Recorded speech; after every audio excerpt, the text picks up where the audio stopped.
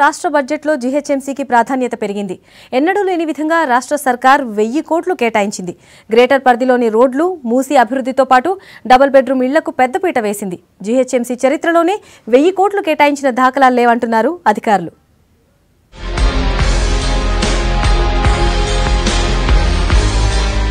హైదరాబాద్ నగర అభివృద్ధికి ప్రత్యేక కార్యాచరణ రూపొందించింది సర్కార్. భాగ్యనగరంలోని రోడ్లు, డ్రైనేజ్ వ్యవస్థను అభివృద్ధి చేయడంతో పాటు పేదలకు డబుల్ బెడ్రూమ్ నిర్మాణానికి ప్రాధాన్యతనిస్తోంది. అందులో భాగంగా రాష్ట్ర బడ్జెట్లో జీహెచ్ఎంసీకి ప్లానింగ్, నాన్ ప్లానింగ్ కింద 1000 కోట్లను కేటాయించింది సర్కార్. ఇందులో గ్రేటర్ రోడ్లు, ఎస్ఆర్డీపీ ప్రాజెక్టు కింద నిర్మిస్తున్న ఫ్లైఓవర్లు, అండర్ పాస్ రోడ్లకు 454 కోట్లు కేటాయిస్తే మూసీ నది ప్రక్షాళన, అభివృద్ధికి మరో 454 కోట్లను కేటాయించింది.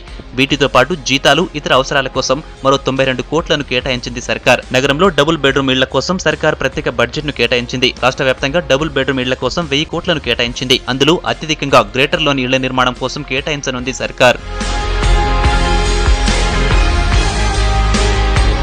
అయితే జీహెచ్ఎంసీ తన ప్రతిపాదనలో 2000 కోట్లు కావాలని కోరింది. ఇందులో ప్లానింగ్ గ్రాంట్ కింద 490 కోట్లు, నాన్ ప్లానింగ్ కింద 1153 కోట్లు, వివిధ రకాల పథకాల అమలు కోసం మరో 375 కోట్లు అవసరమని కోరింది.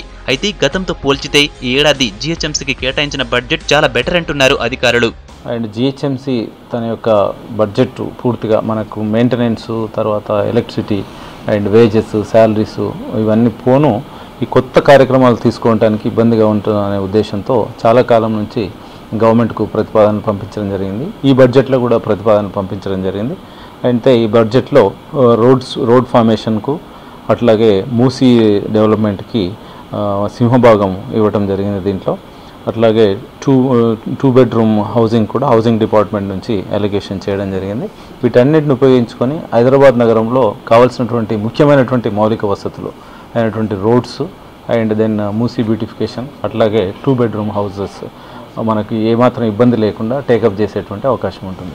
జీహెచ్ఎంసీ ఏర్పాటైనప్పటి నుంచి రాష్ట్ర బడ్జెట్లో జీహెచ్ఎంసీ వాటా చాలా తక్కువగానే ఉంటూ వచ్చింది. హైదరాబాద్ నగరపాలక సంస్థ 2007లో జీహెచ్ఎంసీగా ఏర్పడింది. అప్పటి నుంచి ఇప్పటి వరకు ఏటా బడ్జెట్ కేటాయింపుల్లో 200 కోట్లు దాటలేదు. ఉమ్మడి రాష్ట్రంలో ప్లానింగ్, నాన్ ప్లానింగ్ కలుపుకొని ఏటా 50 నుంచి 100 కోట్ల వరకు విడుదల చేసి చేతులు దులుపుకున్నారు గత పాలకులు. తెలంగాణ రాష్ట్రం ఏర్పడ్డాక జీహెచ్ఎంసీకి రాష్ట్ర బడ్జెట్లో ఊరటనిస్తూ వస్తోంది.